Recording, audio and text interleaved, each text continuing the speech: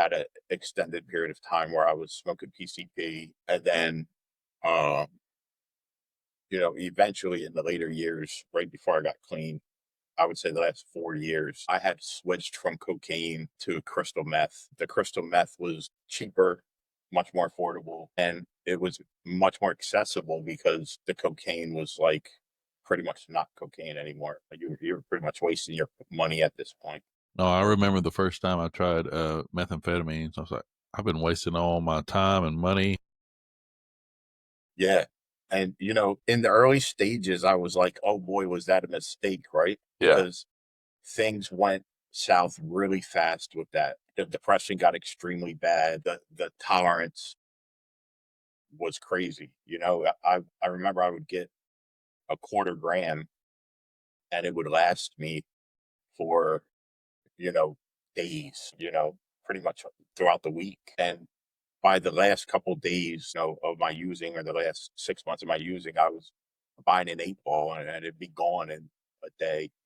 But, I'm thankful that I did make that choice because it took something of that magnitude to push me to seek help, you know. And you said previously that addiction robbed you of your happiness and it strained relationships. Can you expand on that? Paint that picture for us?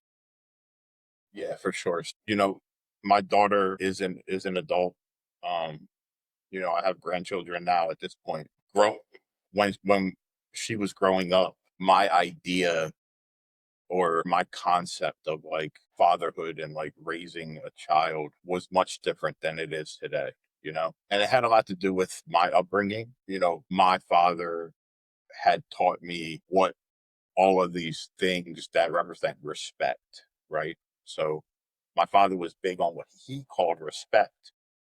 I now can see that that was like a distorted understanding of respect. And that put a huge strain on me and my daughter's relationship. Things have gotten better, but it's very hard for me not to look back and say, I wish I had done things differently. And then my wife, obviously we had many fallen outs and things over my using, and my mother, my younger brother, like it pretty much touches every aspect of your life and every relationship you're involved in. Me and my mother's relationship was fantastic because she was such a caring, loving individual, but I certainly made that difficult for her.